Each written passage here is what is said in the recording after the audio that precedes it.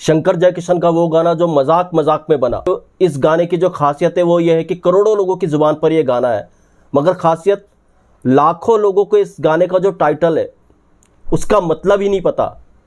आपको भी ताज्जुब होगा, आप में से भी बहुत लोगों को इस गाने के टाइटल का मतलब ही नहीं पता होगा और आप इस गाने को गुनगुनाते होंगे, गाते होंगे, सुनते होंगे। और इस गाने के बनने का जो किस्सा है वो बड़ा इंटरेस्टिंग है।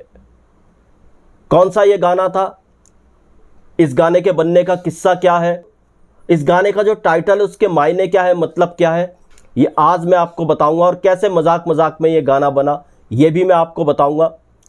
दोस्तों आपसे गुजारिश, चैनल पर नए हो तो चैनल को सब्सक्राइब कर लीजिएगा, बेल आइकन भी प्रेस कर लीजिएगा ताकि नोटिफिकेशन आप तक पहुंचती रहे। नमस्कार, मैं महेश कोहली बॉलीवुड संगीत के सफर से।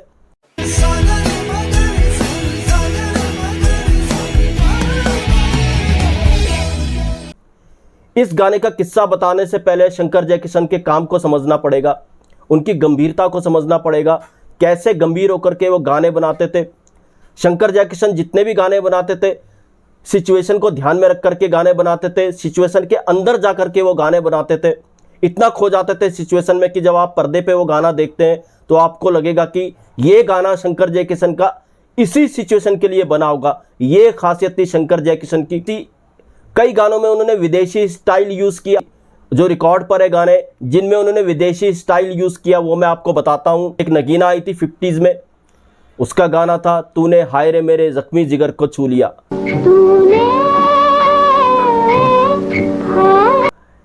इस गाने में मिस्र का स्टाइल था। यहूदी हलाकू जैसी फिल्मों में शंकर जयकिशन ने अरबी स्टाइल का इस्तेमाल किया था। चोरी चोरी मेरे दिल में समाते हो, इस गाने में चिकोस्लोवाकियन स्टाइल शंकर जयकिशन ने इस्तेमाल किया था। एक गाना था राजकुमार फिल्म का, रफ़ी साहब का ड्यूएट, दिलबर दिल पे तू।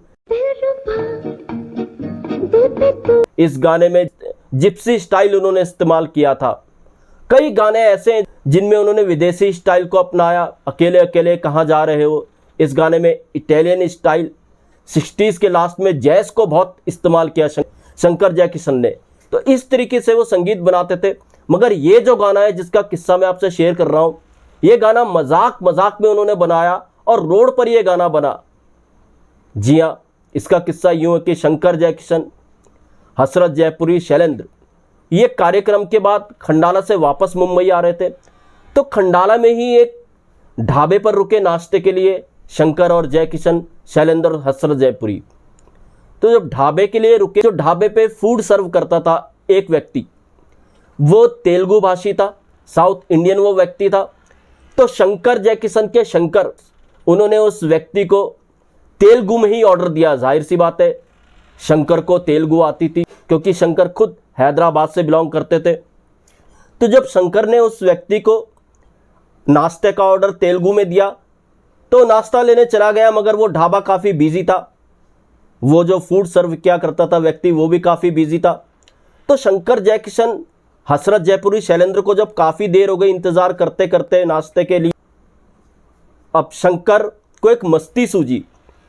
जी हाँ, उस व्यक्ति का नाम था रमैया। अब धीरे धीरे आपको गाना भी पता चलेगा। तो शंकर ने रमैया को बुलाना शुरू करा धुन में, और रमैया के पीछे शंकर ने जोड़ दिया वस्तावैया। अब वस्तावैया ये शब्द शंकर के दिमाग में उस वक्त आया, तेलुगु का ही कोई पारंपरिक कोई लोक गीत था, उससे उन्होंने एक शब्द उठाया वस्तावैया और रमैया के पीछे जोड़ दिया उस वस्तावैया को। वस्तावैया का मतलब तेलुगु में होता है तुम कब आओगे या कब तुम आओगे। तो शंकर धुन में रमैया को बुला रहे थे, रमैया वस्तावैया, रमैया वस्तावैया। तो बगल में जयकिशन बैठे हुए थे, उनको भी मस्ती सूझी।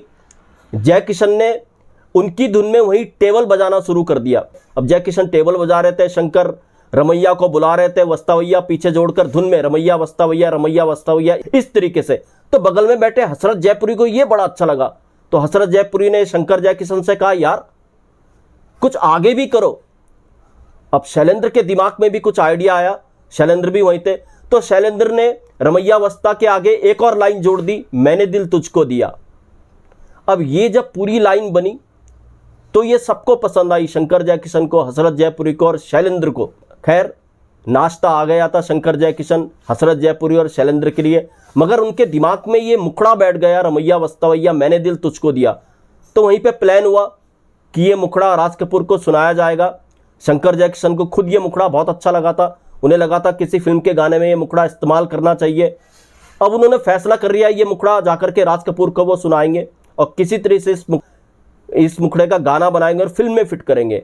राज कपूर, यही वो वक्त था जब प्लान कर रहे थे श्री 420, 50 के दशक के बीच का ये वक्त था। तो जब राज कपूर साहब को रमैया वस्तावैया मैंने दिल तुझको दिया, ये मुखड़ा जब सुनाया गया राज कपूर को शंकर जयकिशन के द्वारा, तो राज कपूर को ये मुखड़ा बहुत अच्छा लगा। उन्हें लगा यार रमैया वस्तावैया, इस टाइटल के कारण ही उन्होंने इस गीत को श्री 420 में रखा। रफ़ी साहब, मुकेश जी, लता जी से जब इस गीत को गवाया गया तो ये पूरा का पूरा गीत ही बदल गया। उसके बाद जब राज कपूर ने पिक्चराइज किया इसे श्री 420 में, तो आपने इसका पिक्चराइजेशन देखा होगा, कमाल का, गजब का इसका पिक्चराइजेशन है। और गाना जब ये लोगों के बीच में आया तो रमैया वस्तावैया जैसा गाना ये 50s में हिट हुआ था, तब से लेकर आज तक टॉप पर ये गाना है।